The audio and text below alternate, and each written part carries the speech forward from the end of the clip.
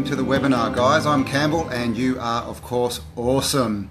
I've started this show to share content that I really believe is beneficial to everyone, guys, and the focus is on personal development and how we can escape the rat race, basically, and start to live the lives that we're all meant to live. This is what all this is about. It's about free content. It's not a sales webinar. There's nothing to sell. Guys, a revolution is brewing, and it's a revolution of the mind. So take 3 deep breaths, have a sip of water, and plug in your neurons, because tonight we have for your cerebral indulgence Mr. Dean Hopkins, and I'm just waiting for Dean to pop on now. And we're going to be talking about the Enneagram tonight. The Enneagram is basically, it's a system of understanding yourself and other people, and how their personality, how you can interact with their personalities better, and also how you can sort of find your own strengths and weaknesses and work on them. Like I said, it's ancient, it's about 6,000 years old, and Dean describes it as basically the ultimate personal development tool, because it's really based on knowing yourself. But I don't want to go into it too far, because I'll probably stuff it up, because Dean has been studying this for 10 years or so he's on the ball. He's a man with the knowledge. I'm here. There's the man. Hello, Dean. Alrighty, so yeah, everyone, this is Dean Hopkins, my good friend. We've sort of been friends for 5 or 6 years. We actually met on Facebook through our sort of similar interests. And tonight, as I've been saying, Dean is going to enlighten us on the Enneagram. So, yeah, welcome, Dean, and I'm just going to let you get started. Why this webinar, what we're doing, as we talk about, I've got this crazy idea about raising consciousness on the planet, and I know you have that too. Yeah, the thing is that, we will say that starts with us. I mean, any personal development starts with ourselves, right? So, raising consciousness is actually about starting that with ourselves first, and doing that inner work on ourselves improves how we contribute energetically to the world. So, as the saying, as within, so without. There's a Chinese philosopher, ancient Chinese philosopher called Lao Tzu, who is the author of the Tao Te Ching. And I love this quote, I live by this quote. He always says, to know others is intelligence, but to know yourself is wisdom. But the question then is, how do we actually do that? How do we actually, know ourselves? How do we get to know ourselves? Yeah, there's a lot of personal development rubbish out there. I hate to say it. I should know, because I've bought and read most of it. So I've been through it all, the fluffy bunny syndrome. Yeah. And I'm calling it like spiritual junk food, because it's like eating a Big Mac for the soul. It's got hype, calorie, but very low in nutrition. And when we want to do real personal development work, we've got to get down to some nuts and bolts. We've got to roll our sleeves up and get our hands dirty. So really the purpose is to share something, the Enneagram, share something that I've worked with for many, many years. I've been studying it for about 10 years now, using it in my life. And it's fairly ancient, right? It's a fairly old system, is that correct?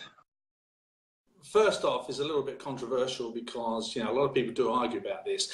The system as it is today is not ancient in as much as it was around in its current form, but there are parts of it that ancient knowledge encoded within the whole system. So as you see today, it's been evolving, and it's still evolving now. And really, I should say, what the purpose of what I just want to show today is, as we discussed, this is not for advanced, really for people who have not heard of the Enneagram before, really, or have only just heard of it and not really got to grips with it. So, if you're somebody who's, really knows the Enneagram well, some of this information may seem a little bit basic. I just really want to keep it sort of relatively simple in this Facebook Live anyway. Definitely. I mean, and that's the thing, we need to get it out so that, novices can, people who haven't heard of it before can, sort of get a grip on what it's all about. Novices is fine. I was a novice 10 years ago, so you've got to start with it somewhere. Very, very quickly, and I don't want to spend too much time on this and bore people, but, I sort of, I've been studying this kind of thing all of my life, really, as a bit of a creative misfit, in my 20s as an art student, and then, a bit of a non-conformist, always following a bit of non-mainstream stuff. In my 30s, sort of started studying meditation and practicing meditation and that sort of thing. And then really, I found myself on this course, you know, about 12 years ago, I think it was. And they were using the Enneagram in this course. It wasn't about the Enneagram, but they were using it to identify people's sort of subconscious patterns and help, you know, get them to break through. And I was on this course. I was doing the course myself, actually. And that's where I got introduced to the Enneagram. And when you know, I was first shown what they thought my personality type was, it was like looking in a mirror. You know, I couldn't believe somebody could write this down. And I already know about, you know, some of the dodgy sort of cold reading kind of stuff. And you know, I thought, wow, this is a very serious body of knowledge here, and I want to know more, you know. And I've really been studying it ever since, you know. And then the funny thing was, not funny really, but you know, about a year or so later, my life fell apart. Seriously, you know, my life actually fell apart after learning this stuff. You know, I mean, I had marriage breakdown and business failure, and had to close a business, and going through the GFC and all that. So the reason I say that is that what happened after that was, through all that, there's a few core things that remained with me that really helped me through those difficult situations. One was meditation. One was creativity, which is sort of a normal thing for me because I'm a artist, creative kind of person. The other was like universal laws, natural laws, you know, studying that kind of thing, you know, law of attraction, all that kind of stuff. And then the last thing was the Enneagram. With the Enneagram, what the Enneagram did for me was it really helped put myself into perspective. Because we go around in life and we don't often know why we behave the way we do, why some things trigger us and other things don't, why some people annoy us, other people don't annoy us, you know, we annoy some people, and, you know, we're kind of going on a bit blind, really. It's a little bit random. So when I learned the Enneagram, it really put a lot of things in perspective for me about my own life, about myself, why I behave the way that I do. And some of it not so good. You know, my life didn't fall apart because my life was perfect. It was, you know, I was obviously, you know, not doing too well, and I wasn't doing that well. It showed some really deep-seated things that have been running in the background of my life and causing things to happen. So, yeah, I mean, it sounds like it's a lot about sort of know thyself, and it sounds like it's a bit more sort of, you know, in brackets, real than a lot of the sort of stuff that we're fed these days. That's, you know, a lot of the personal development seems to be fluffy, and it's kind of, they avoid trying to make you feel bad. You know, it's all, everything has to be wonderful, positive thinking, and the last thing you should do is actually look at the fact that you could be the problem. Don't think negative. So, so the Enneagram obviously doesn't skip over that. It sort of jumps in, yeah. No, it doesn't, because the negative sides of ourselves are what actually drive us more than the positive, you know, because they're the ones that work on a subconscious level. And if you don't get to them, you know, you're really not achieving anything. That's why a lot of the sort of personal development stuff today doesn't really work. You know, it makes you feel good at the time, but then, you know, it's not lasting because you're not really getting to the core of the problem. You know, you're not really developing anything, you know, you're just making yourself feel good. There's nothing wrong with feeling good, right? But, you know, if you really, all of us have things that we need to fix. So, and that's what the Enneagram does. You know, I call it, it's a tool to identify your core dominant personality traits, both positive and negative. So the Enneagram, you can probably see, can you see this diagram behind me? Yeah, I can see it. Hopefully everyone can see it there, yep. I mean, so the Enneagram basically is a symbol, and it's a circle, and it's divided into 9 equal points, as you can see on this diagram. And so each point on that circle represents a different core personality style. Now these styles, they're not fixed, they overlap and intertwine in a very dynamic way. The ancient side of it comes in. You've got sacred geometry because you've got the circle, and you've got the triangle in there. So you've got the triad, the trinity. You've got the hexad. You've got laws of 3, the law of 9. You've got all this sort of ancient kind of wisdom and numerology, astrology. It's all encoded in there, and over time it's been layered with psychology, modern psychology as well. So it really is quite a dynamic, it's a very dynamic instrument to identify, your core personality type. It's not been in the mainstream because it's got a lot of esoteric knowledge, which, as you know, never often gets into the mainstream. But the thing is, it really works, you know. And you know, you'll hear many people who've been using it say that it is such an accurate and dynamic tool for personal development. So I will say this is a tool that you should have in your personal development toolbox. It's not the only one you should have, but it is definitely one to have in there. So how it works is, you know, it identifies your subconscious patterns. And now these are normally seeded in childhood, normally before the ages of 10, you know, because when we're a child, we don't have the filters, you know, the mental processing, the consciousness levels to filter what's happening to us. So we're a bit like a sponge, we just take things on. Yeah. And of course, all that's being imprinted on us and recorded in our subconscious mind. Actually, I also like to describe it as being in your energy field as well, because really the subconscious mind is, as far as we know, it's not like a little room in your head, is it? You know, I mean, it's no. In your energy field as well. So, definitely. Yeah, what happens in childhood is that we may experience something. It's normally something that, you know, has an attached emotion and a thought pattern, or a visual and a thought pattern and an energy to it. So you may see an argument and you may feel fear. And as a 5-year-old kid, you can't really process that in any, you know, conscious, intelligent way. So it just gets imprinted, remains in your energy field, pretty much forever, unless you get in there and start to dig in and deal with it. You know? Yeah. Well, these are the blockages that hold us all back, aren't they? That everyone's sort of, you know, why can't I get past this barrier? And it's all, yeah, most of it's in there since before we were 10, like you said. It just goes in, and it could be as simple as your parents fighting, you know, we've got no money, and by the time you're 40, you've got this thing in your head, I've got no money, and you don't know why you can't hold on to it. You've got all sorts of belief systems that have been imprinted, and they've been layered up over time, and some, of course, if they were traumatic, get buried, and, you know, and they remain in our field. So really the Enneagram, I see it, is like a map. Like, gives you a map to identify you know, all those things that happen, especially the negative ones. And that's why I said, you know, we shouldn't be afraid of the negative, looking at the negative, because really what we need to do is, you know, in the garden of your mind, you know, you can plant as many flowers as you like, but if you've got a bunch of weeds growing in there, they're going to, as you know, Campbell, they're going to strangle, the roots of the weeds are going to strangle the flowers, you know. So we need to pull those roots out. You know, so the Enneagram is a bit like, as a metaphor for that.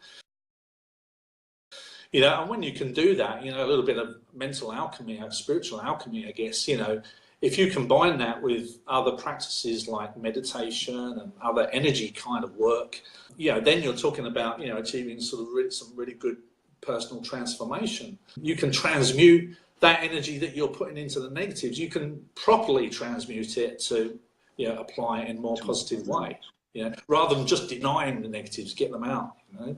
So it is a lot about sort of clearing blockages and things that are holding us back, and looking at them from a proper perspective, and then turning them into a positive. And understanding where they've come from. As much as you really, you want to understand why you behave the way you do. You want to understand why other people behave the way they do.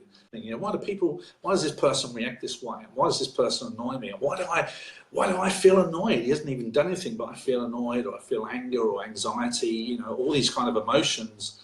And they're triggering thought patterns and belief systems, you know. So we need a way, and that's why I said earlier on, you know, how do we get to that? What do we use to get to those patterns? You know, and the Enneagram is a really good tool, is a really good instrument. It finds those negatives, can identify them for you, so then you can do the work on yourself. You know, you may ask, like, how can you use it? You know, obviously first it's for self-discovery, of course, you know. But what tends to happen is when you do start to use the Enneagram, start to understand it and understand more about yourself, you start to sort of grow a greater awareness and empathy and compassion as well on why other people behave the way they do. You know, it doesn't seem so irrational, even though it is kind of irrational. It starts to make sense. I love that quote in Game of Thrones, right? Tyrion Lannister, George R. Martin wrote this. You know, when you know your flaws, that nobody can use them against you. So, exactly. Yeah, because when you don't accept them, you know, you always react to them, and the ego is always reacting to them, you know, in a negative way, basically, you know, and you may not even be aware of it. How dynamic that can be in the family setting. I mean, it's great for personal relationships because, you know, when you can identify your subconscious patterns, you know, in your family, other people are actually doing the same, you're able to, you know, really start to get a more harmonious family dynamic happening because you start to understand each other on a whole new level. I mean, everything in life is like an emotional reaction and a thought happening at the same time, you know, like a combo energy pattern happening. So when you can identify those, you can be more mindful of them. You know, you can start the work to overcome them and deal with them. And it's great in the workplace as well. I mean, you imagine how powerful that can be in the corporate setting. If you're a manager and you're working with a team of people, if you can understand, you know, people's personality type and understand how they may react, because everybody's different, you know, everybody's human, but we're all reacting in different ways for different reasons. If you can identify, you know, people's personality type, and you can start to manage people in a whole new way. In business, like I use it in business, just especially with relationships with business people that I've got ongoing.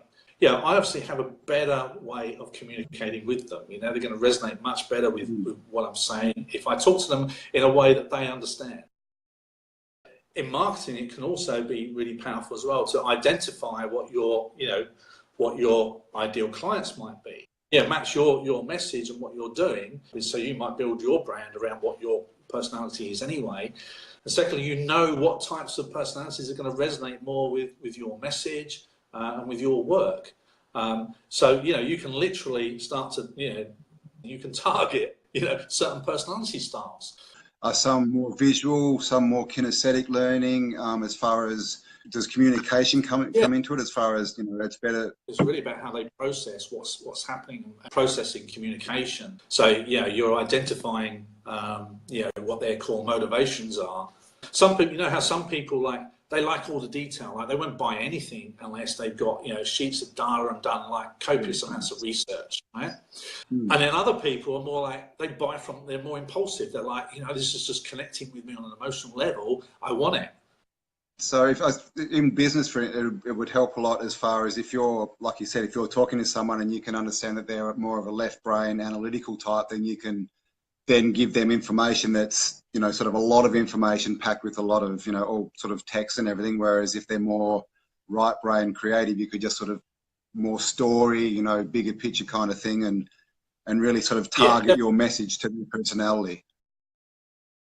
So what we'll do next is I'm going to give a very brief snapshot of each personality style, and I'll go through the positives and then the negatives. And here's the problem though, right? Is when you start to talk about the positives of each type, the reason it's difficult for people to identify themselves, which type they might be, is because kind of naturally everybody wants to identify with all the positives, you know? So it's a negative trait that basically help us to define who we are rather than the positives. We've got 9 personality types on this symbol, okay? So if we start at number 1, and it's probably backwards because I've got my camera in reverse. So the type 1 personality, and of course, no, people aren't a number, we just have to give it some kind of frame of reference. But number 1, this kind of personality, on the positive, they strive for perfection. They're often called the perfectionist. They've got very high standards and a very good eye for detail. The second personality, number 2, these people they're often called the helper, and they're very altruistic in their nature. They're often very caring, and they love to help people, and they often make very caring and loving friends. The third, the type 3, now this personality is normally a high achiever. You know, they really have a real goal-orientated or task-orientated personality, and they're very efficient at getting things done and getting things finished. The number 4, the type 4 on the personality diagram is normally, these people are normally very creative. They're often referred to as the artist or the individualist. They're normally very creative, can be very original, and can be a little bit bohemian and alternative in their views as well. The number 5, now this is often referred to as being the observer.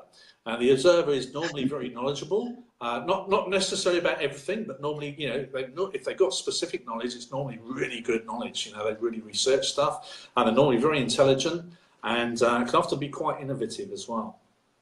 So number 6, these people are often called the loyalist, because they're naturally quite loyal people. They love being part of the group. They really identify with being part of the group. They make very good friends. They're very loyal.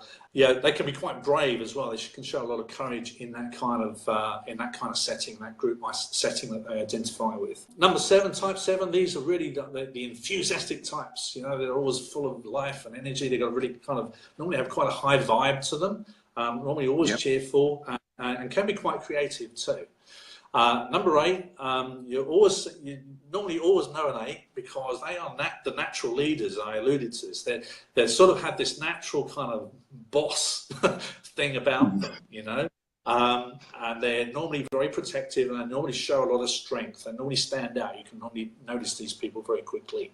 And then the last one, the number 9, is known as the peacemaker. These people are normally quite passive, and they like everybody to get along. So they're really into that sort of, you know, that harmony. They don't like to upset people. They like peace and harmony. So that's just like a quick tour around the Enneagram on the positive side. So, you know, I normally expect people go like, well, I identify with half of that, or some people say, oh, well, I'm all of those. You know, in fact, you are all of those in different degrees. It's just that your particular dominant personality style, when you find out what it is, you will be stronger in one of those or 2 or 3 of those. We have to kind of remember, right, the law of polarity says, you know, is, you know, everything's about degrees. You know, 2 extremes are really the 2 extremes of the same thing, which means your greatest strength can also be your weakness. And when you look at the Enneagram and we start to identify the sort of the negative sides, this is where everybody starts running for cover, right? This is where people don't, and not me. especially if, not me. So this is where the real work is done actually. You've got to start to own it, you know. So I'm going to go around the types again, and I'm going to basically snapshot again what the negative sides are often. So number 1, so type 1, okay. This type can be hypercritical, and it means they can be very rigid and not very flexible. And a negative that can come along with that as well is that it can make them quite judgmental. The type 2, these personality styles, when they're negative, they can be a little bit manipulative because their world really revolves around them giving. And so when they're not appreciated, they can start to neglect themselves, and they can become a little bit like a martyr, you know, because they're not really getting the love they deserve, that they think they deserve by giving. So, yeah, they can start to manipulate a little bit. Number 3, type 3, these people really can be the workaholics. These people have this relentless drive to achieve and to get things done. And in that process, they can become workaholics, and they can often neglect others, including themselves. And on the extreme, they can also become a little bit egotistical about the whole thing as well. Type 4s on the negatives. These people can sometimes be a bit dramatic, okay? Can be a bit moody, or a lot moody, and hence they can get a little bit sort of unrealistic because they get stuck in this whole drama stuff. And I've noticed as well with type 4s, they can be a little bit inconsistent in their habits, and especially in work. They can be a bit erratic in the way they work, a bit on and off kind of style. Type 5, this type are often very introverted and very withdrawn, and they kind of can be a little bit emotionally detached.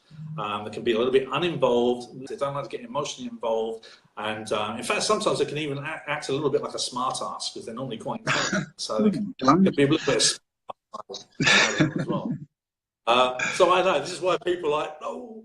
So type 6 are often these are the real doubting Thomas of the Enneagram. They can be really overly skeptical about everything, always seeing a problem with everything, and hence that can lead them to be quite procrastinating, and then they don't take any action. They kind of like freeze and get stuck in inertia. Type 7, this type can be a little bit non-committal. They're quite hard to pin down sometimes, type 7. They're like all over the place. They're quite, they're easily distracted by the next thing, the next shiny object or whatever.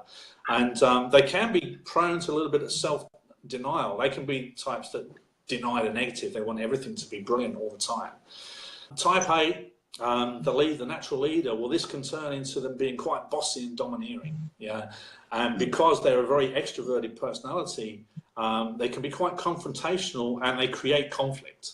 And they kind of often don't mind that. So, they've been conflict creators sometimes. And then lastly, type 9, the peacemaker, well, they can become, on the negative, they can become too peaceful and too passive.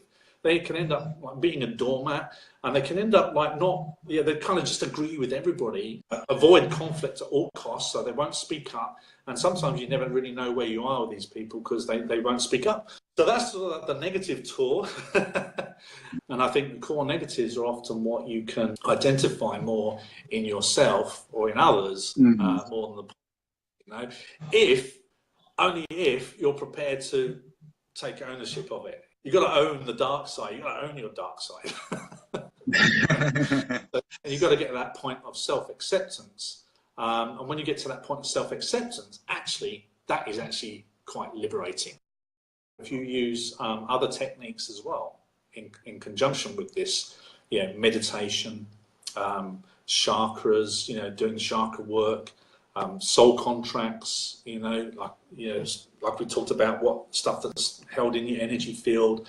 Once you can identify your style and your type, and you can start to identify your negatives and, start pulling those weeds out of the garden, it can become, transformational. And that is the beauty of the Enneagram. I mean, I suppose to get any practical application, we pretty much need to do a bit of study, find out what the different types are, what we are, and then sort of do a bit of introvert, work on ourselves internally, right? You've got to start to try and identify your personality type. So then the map of the Enneagram will start to indicate to you, flaws and weaknesses. That some you'll know you have, and some you maybe know you got them. You just don't like to admit them. But once you can get that out, you can really start to do some serious work. I've created a 35-minute video, and it goes into the styles in more depth. They give a lot more information in that about the different styles, the positives and the negatives. And along with that, I've got a mini email course as well that gives even more information about the types. So guys, we'll whack that link in the comments for you. That's basically it. That's the first show. Like Dean said, it was just an overview to let you guys know what it is. And if you want more information, obviously, we can get you some more information through Dean. Guys, thanks heaps for joining in. And I'm sure you'll agree that the information was great. Thank you, Dean, for joining us on the very first webinar. And thank you for joining in. Good. Yep, and that's pretty much it, guys. So short and sweet, 45 minutes we're going for. And so, guys, I've been Campbell. You have been awesome. We've had Dean Hopkins on here. Thanks for joining us, and join us next week, 5:30 Wednesday. All right, thanks for joining us, everyone. Thanks, Dean, and I'll catch you soon. Thank you very much. Thanks, guys. Bye-bye. Bye now.